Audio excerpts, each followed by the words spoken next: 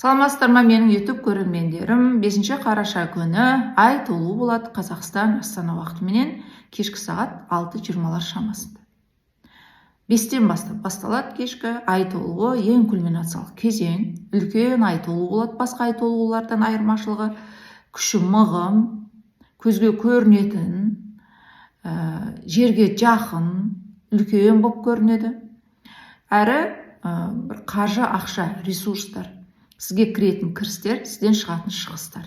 Немесе ұстап көре алатын, иіскейтін, немесе жерден нық тұрған, менің жағдайым қалай?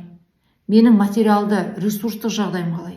Немесе менің денсаулығым қалай? Менің денемнің жағдайы қалай? Себебі дене де біздің ресурсымызға жатады. Немесе біздің абырой атағымыз ол да ресурсқа жатады. Көңіл күй, эмоциямыз ол да ресурсқа жатады. Немесе бір жұмыс, кәсіп, ақша, материалды жағдай, ол да ресурсқа кіреді. Міне осы тақырыптарда ай толуы болады. Бұл дегенімізде әсіресе жер белгілері сіздерге бір материалды дүниелер келуі мүмкін. Немесе сондай істерден бұрындық болып жүресіздер. Немесе көздеріңіз ашылады. Осы ай толуының жарығыменен бір соны көресіздер. Маскалар шешіледі. Немесе бір ұнамайтын жұмысыңыздан шығасыз. Сол жерде менің тауып атқан қаражатым, немесе маған келетін ресурстар, пайдалар көңілімді көншітеме? Мүмкін жаңағы өзімнің денсаулығыма көңіл бөлемін бе? Деген секілді, себебі ресурсқа жаңа айттым, қандай салалар кіретін. Бір тіпті ұзақ ем қонып, бір жазылуыңыз да мүмкін кейбір адамдар. Ал енді кейбір адамдар спортпен айналысып кетеді осы аралықта. Дене бітімін орнына келтіреді. Бір хирургиялық операциялардан өтеді. Ал енді бір адамдарға кәдімгі бір көптен қайтарылмаған қарыздарыңыз келеді. Көптен сатамай жүрген затыңызды сатасыз.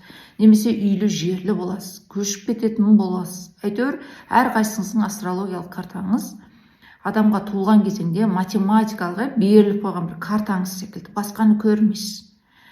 Тағдырыңыз секілді. Міне сол жерде ай толуы болады. Әр адамда 12 белгі болады. Барлық адамда торпақ белгіңіз қай жерде? Сол жерде ай толуы. Сіздің күніңіз, мысалы, кез келген белгіде болуы мүмкін. Ал қалған 11 белгі сіздің 11 түрлі салаңызға жауап береді. Сол жерде торпақ белгісінде ай толуы болады. Ол әрине жеке прогноз. WhatsApp нөмірі төменде көрсетіліп қойған және профильді. Өмірлік және жұптық сәйкестік және бір жылдық. Енді бұл ай толуы мына біздің ақша қаржымыз деп айттым ғой, бір үлкен сатып алу болуы мүмкін, сатамай жүрген затымызды сатуымыз мүмкін, көшуіміз мүмкін дегендей бір үлкен тілектеріміз орындалады. Осы 3 күн бұрын, 3 күн кейін ай толуының аралығында. Кішкене айымыз бір өсіп, сол жерден енді нәтиже көру.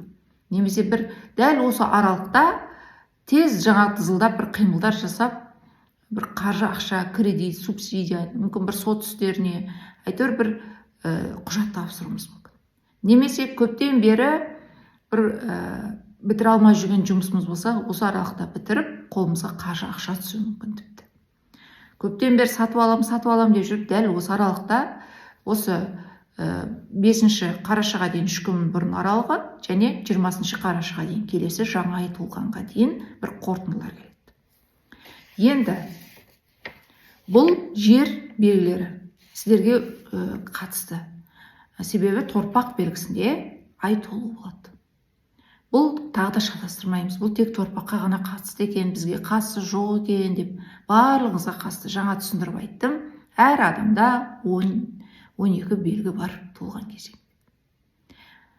Енді торпақтар, бүкіл торпақтар сіздерге қатысты ай толуы болады. Және соның ішінде де мен үнемі нақты айтып өтем нүктелерін. 28 сәуір мен 9 мамыр аралығындағы туылған торпақтар.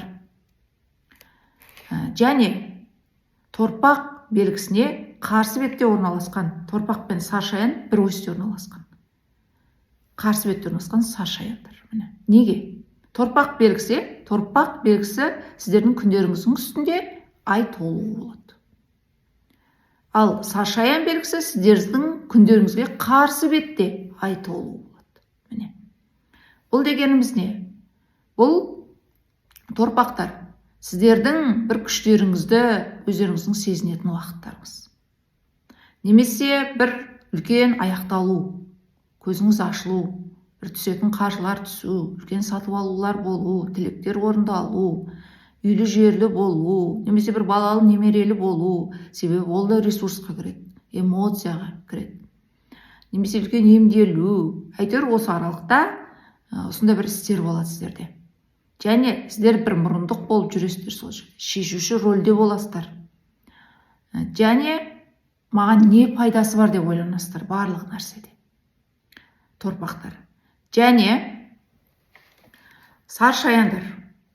Бүкіл саршаяндар нақты нүктесі мына 1 мен 10 қараша аралығындағы туылған саршаяндар.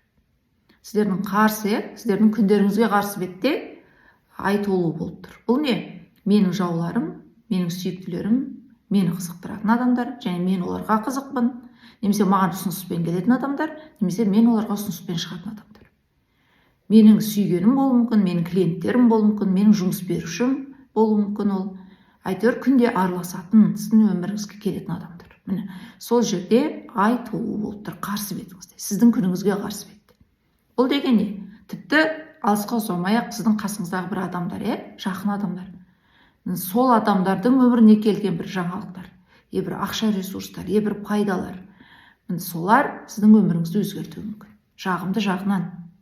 Әрі, бұл сізге бір ұсыныстар келуі мүмкін, жұмысқа шақырулар болуы мүмкін, мүмкін бір құжаттар тапсыруыңыз мүмкін, мүмкін бір оқуларға, сертификаттарға құжат тапсыруыңыз мүмкін, дәл осы аралықтарда. Осы 3 күн бұрын 5 қарашаға дейінгі және 20 қарашаға дейінгі аралықта. Тіпті бұл бір көп жұмыс істеп шаршап қаржылар келуі мүмкін, қайтармай жүрген қарызыңыз қайтарылуы мүмкін, немесе бір сот ісінен бір жауаптар келуі мүмкін. Себебі ай толу дегеніміз не? Бұл бір кульминациялық кезең, шарықтау шегі. Енді бір аяқтайсыз, бір бастау болу керек деген сөз осы жерде. Және жағымды жағынан болады. Бір нәтижелер келеді, бір шешім тоқтамдарға тоқтайсыз. Осы кезеңнен бастап саршаяндар сіздер. Және мен саған наны бердім, сен маған наны бердің дегенде бір дүние мүлік бөлісу, немесе бір құштарлық, махаббат, бір маңызды адамыңызды кездестіру, бір ұсыныс жасау, бір той томалақ болу, үйлену, некеге тұру, жұмысқа тұру, бір жұмысты аяқтап екінші бір жұмысқа тұру деген секілді оқиғаларда келеді сіздерге. Әйтеуір осы жерде бір ресурстар, пайдалар, пайдалы бір адамдар, көпірлер орнатылады. Енді бүкіл бикештер мен тауешкілер, және соның ішінде де 1-нен 10 қыркүйек аралығындағы туылған бикештер, және 30 желтоқсан мен 8 қаңтар аралығындағы туылған тауешкілер. Және атап өттім жаңа, бүкіл бикеш пен тауешкілер. Неге? Себебі әрқайсыңыздың астрологиялық картаңызда ғаламшарларыңыздың аспектісі әртүрлі болуы мүмкін. Сондықтан да, бірақ бәрібір бикеш пен тауешкілер бүкіл. Сіздер осы жерде 3 аспектісіз тұр. Бір жағымды эмоция, жағымды бір жаңалық, немесе жағымды бір инсайттар, ойлар келеді. Бір бизнестер ашасыздар, немесе бір алыс жақын араларға шығасыздар. Әйтеуір бір кеңістік әлемнің еш қиындықсыз сіздің бір жаңа қолыңызды қимылдатсаңыз, диваннан тұрсаңыз болды, кішкене бір іс-әрекет жасасаңыз болды, соны сәтімен келістіретін болады кеңістік әлемнің, Құдайдың өзі. Астрологиялық, математикалық карта себебі осыны көрсетіп тұр. Өте мықты, маған пайдасы бар ма деп ойлану белгісінде, сіздерге өте жақын жер белгісінде, себебі ай толуы сіздерге сәтті аспекті құрып тұр. Және мына арыстандар менен су құйғыштар бүкіл. Және соның ішінде де 31 шілде мен 9 тамыз аралығындағы туылған арыстандар. 28 қаңтар мен 7 ақпан аралығындағы туылған су құйғыштар. Және маған комментарийға жазыпты, мына ақпан, қаңтарды жаңағы кәдімгі жалпы қалыптасып қалған тілде де айтыңызшы депті, орыс тілінде. Бұл деген 31 июль мен 9 август аралығындағы және 28 январь мен 7 февраль аралығындағы туылған су құйғыштар деген сөз. Міне, Сіздерге бұл трансформациялық. Бұл деген не? Бір ойыңызды өзгертесіз осы аралықта. 5 қарашаға дейін және одан соң 20 қарашаға дейін аралықта. Бұл бір жасай алмаған, бір пайда келмеген. Соған енді көзіңіз ашылады. Бұл жерде болмайды екен деп, бір бағытыңызды өзгертесіз, ойыңызды өзгертесіз, әйтеуір сізді бір трансформациялайды. Бұл бір маңызды жұмыстан шығасыз, маңызды бір қарым-қатынастан шығасыз. Немесе бір бас тарту болады, аяқтау болады, көзіңіз ашылу болады осы жерде, бірақ трансформациялаушы, сізді алдыға жылжытушы осы арқылы. Себебі қиыншылық аспектісі келгенде қайта қуану керек. Ол сізді алға жылжытушы. Бір кәдімгі тез арада сізді бір секіріс жасатады. Бұл дегеніміз не? Осы уақытқа дейін сіздер бір айналысып келген тірліктеріңізден енді бас тартасыздар. Немесе амалсыз соны жабасыздар. Пайда көрмегеніңізді мүмкін байқайсыз. Басқа жұмысты қарастырасыз, басқа бір жоспарлармен айналысасыз, немесе басқа бір некені қарастырасыз деген секілді әйтеуір ойыңызды өзгерту аспектісі тұр. Бірақ трансформациялаушы. Мінекей осындай ай толуы, және мен 12 белгіге де бөлек салатын боламын. Мықты ай толуы болсын.